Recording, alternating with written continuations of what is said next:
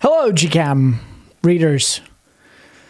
I'm Captain John Conrad, founder and CEO of GCAM.com, and today I want to explain to you how this could have happened.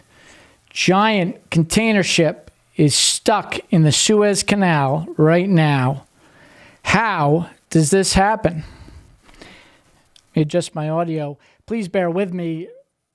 We got the new setup here with the mic and the screens, and we weren't prepared for it to go live this quickly. So I'm going to run through exactly how a giant container ship goes aground in the Suez Canal. All right, let's jump right into the story. So yesterday, let me find my notes here, at 7:40 local time, the ship Ever Given, which is a mega container ship.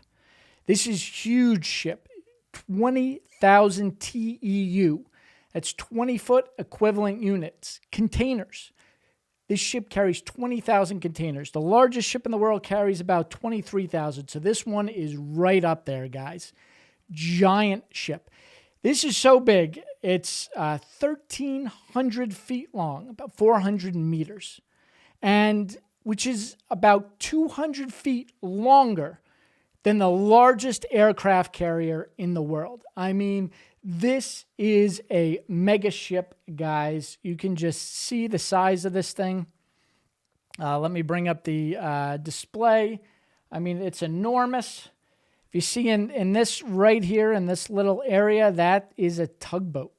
All right, let me see if I can jump in here to make this bigger. See that little thing right there? That's a big 100-foot tugboat, and it's just dwarfed by the size of this giant container ship, the Ever Given. Now, how does this thing go aground?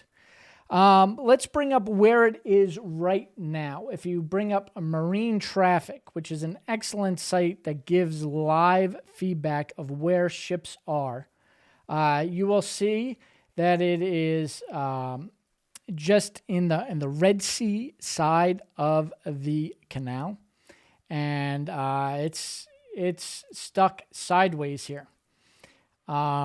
And this is blocking traffic in the canal as we speak. So let me zoom out here.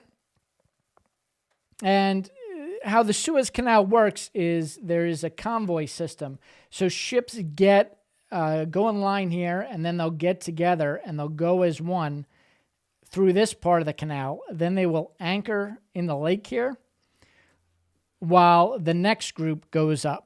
And then they will stop it, and the southbound ships will go, anchor in the lake, and then head south. So they go in convoy units. And right now, this ship, the Ever Giver, is blocking the whole canal. You can see all of the ships that are backing up here, hanging out, waiting to go through. But the question is, how does a ship like this get stuck in the canal? Well, first of all, like I said, it is 1,300 feet long. So sideways, it is longer than the canal is wide. So it pivoted as it was coming in. And you can see from these photos here, it was heading down the canal, the Suez Canal. And as it was moving, there was supposedly very high winds. Now, this is a very important thing to note. It's an extremely large ship. And look at here, the number of containers stacked up on this ship. Those containers add to what's called the sail plane of the vessel. The more containers on deck, the more opportunity, wind is pushing against the whole side of the ship and all of these containers. So an unexpected gust of wind can tilt this ship sideways. And to combat that, you have a few things in a ship like this to help prevent it from going sideways in a place like the Suez Canal. The first thing that you have is, if you go into this picture, the best way to keep a ship kind of steady in the winds in a narrow channel is tugboats. But these ships are so large, these new mega container ships, that you need new mega tugboats to wrestle them in place. And you need a lot of them for a ship like this. But that isn't always practical. The number of ships that go through the Suez Canal, 51 ships a day. You can't have teams of tugboats going and managing every ship that goes through. So what they also have is, if we scroll in here, you have these markings on the side of the ship. They're very hard to see, but right here, and you got one aft. And those are called bow and stern thrusters. They have a propeller in the back, which can go forward and reverse with a rudder. And then you have these very small sideways propellers up front and back aft. And they just push the ship sideways in the front and just push the ship sideways in the rear of the ship. And they can torque the ship left and right, allow it to spin on a dime. But again, spinning on a dime, these are very small propellers. They're designed for relatively calm conditions, and they're designed for tug assist. So these are supposed to be used in addition to tugboats. Not just by themselves. And when the wind comes and hits this huge sail area, and normally, you think of a tanker. If we can bring up a picture of a loaded super tanker. The biggest, kind of most difficult ships to maneuver in the world. These are the ships that I was working on. Let's bring up a picture of a super tanker. Look how little wind area is on this ship. This is a great new site, by the way, Freight Waves. Love these guys. Look at the relative freeboard from the waterline up to the deck area is not very big. On a mega container ship, here's another one, the MSC Anna. Look at all these containers stacked up, and the actual hull, the freeboard, from the waterline to the main deck is larger than a loaded down super tanker, meaning that winds can really grab it and torque it left and right. So that is the number one problem. And as we move on, I'm going to go to the number two problem, but I want to stop very quickly to thank our sponsors. Our sponsor today is Black Sail AI. This is an MIT, Massachusetts Institute of Technology startup that is preventing black swan incidents just like the Ever Given. Black Sail Maritime AI platform makes your operations safer, greener, and disruption-free. Augment your ship with a proven AI-powered bridge decision and semi-autonomous navigation today. Blacksail.ai. So going back to the ship issues here. The Megaship that was grounded. So first problem is it's really long. If it goes sideways, it's longer than the canal is wide. It's very big. Second problem is all the sail area means the wind can easily catch this. Problem number 3 is no tugs, and these bow thrusters and stern thrusters are not designed to overpower large amounts of wind. The next problem that I want to go over is the manning. We talked about the Nimitz-class carrier. Over 5,000 people are on board that Nimitz carrier to make it run. On board a ship like this is typically only 24 or 25 people. And on the bridge of the ship in a canal crossing, you'll typically have a captain, officer on watch, a helmsman, hopefully a lookout, and then the pilot. The pilot is the local captain. He stays in Suez, and he is in charge of working with the tugs and making sure everything works right. So it's not many people. Those people have to be on their A game at all times. When that gust of wind happens, you have very little time to react. especially on a mega ship like this. Another thing with the sheer size of this ship is the weight, inertia, right? The amount of inertia. Once this ship starts moving, it's very difficult to stop it from moving. So those captains and the officer of the watch, when there's a small problem, they have to react quickly. They have to react as a team. We have something called bridge resource management in the shipping industry.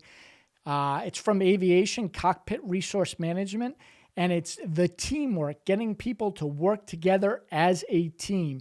In almost every incident, when there's a crash like this, and guys, these big ships have incidents all the time. We lose on average almost one ship a week globally.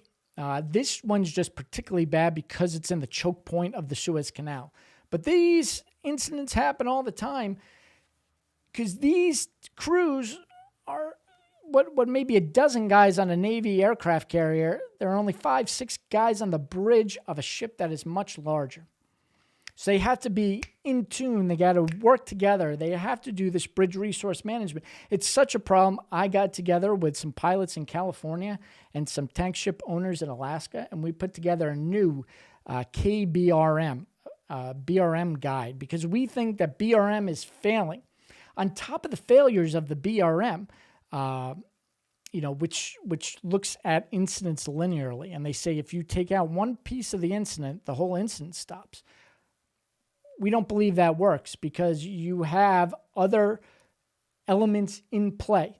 The biggest element in play in 2021 is the seafarer crisis. Incident rates are skyrocketing. You had the major oil spill in Mauritius, which was linked directly to the crew seafarer crisis. You had the Pope coming out and saying this is the biggest problem associated with COVID right now. Think when COVID started, they shut down railroads, they shut down trucks, they shut down aviation. But what did they not shut down? They did not shut down ships, because inside of these mega container ships,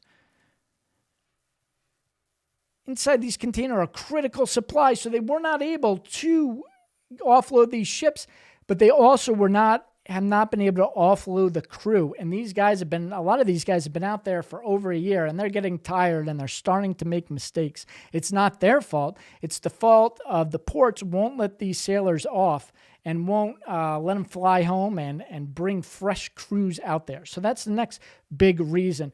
The crews out there globally are getting tired, guys. Number of people finally going back to the black sail. AI is the technology. If we go to the back to marine traffic here, and this is AIS. AIS was developed over 20 years ago. The bridge of a container ship today hasn't changed much in the last 5-10 years. In charge of traffic here, there'll be radars along the Suez Canal. There are also AIS antennas, which bring up information about various ships. And if we look at these ships here, you can click on individual ships and see their details.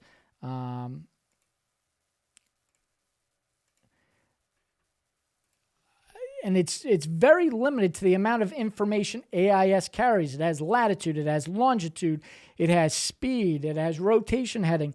But the systems that monitor these ships and help with the air traffic control, we call it Vessel Traffic Service, VTS, are way behind, decades behind the technology used in air traffic control. We have not invested in port infrastructure, and we have not invested in new technology. And this is something Black Sail does, has decision aids on board the ship. The problem that companies like Black Sail are facing is there just isn't the venture capital. IBM, Microsoft, the venture capitalists, Elon Musk, are not investing in ship technology. So we have technology that could be help preventing these black swans, and it's just not today. And it's a major problem. So those are the major reasons. And I want to say this is not an isolated incident, all right? And when it turned, all right, we go to turning. When it turns, see, right now it's unusual because the bow, let's go down to this thing. The bow is hard aground and the stern is hard aground. So I'm going to do another video of how they're going to possibly free this vessel. But right now it's very difficult because normally you ground and it's just the bow. This is very unusual because both the bow and the stern reports are aground. So I'll get into that in a different video. And this is not an isolated incident. We had Captain George Livingston, a decorated pilot in the San Francisco Bay Area, talk about the challenges of piloting a megaship and a lot of these problems that we are facing. And a lot of the problems I talk about come directly from this article from Captain Livingston. In addition, the insurance companies have kind of sounded the alarm on these ships, because if we lose a ship of this size, think of the billions of dollars of cargo that can be on board one ship. How do you insure that? And the billions upon billions of dollars that is now unable to get through the Suez Canal. So these are problems that we've known about and people like George Livingston have talked about. And look at, here's another great picture. Look at the size of this ship and how tiny those tugboats are in comparison. And these tugboats are needed in addition to the bow and stern thrusters to really overcome the wind and the current, right? So, and this, if you're interested in more information, you can look up the last big incident was this CSCL Indian Ocean, which ran aground in similar circumstances in the Elbe River. This one, just for reference, took 6 days and 12 tugs to free it from the Elbe River. We don't know yet how long it's going to take to free the Ever Giver, but this is a comparison. We could be in for a very long wait. All right, thank you very much. I don't want this video to be too long. I want it to be short and sweet and to the point. So I'm going to end here, and I'm going to come back later with what happens next. How do we get this ship stuck on the bow and the stern? How do we get it off and wrestle it in? And what happens to the cargo? Could there be an oil spill? All these questions remain. So stay tuned. I'm Captain John Conrad, founder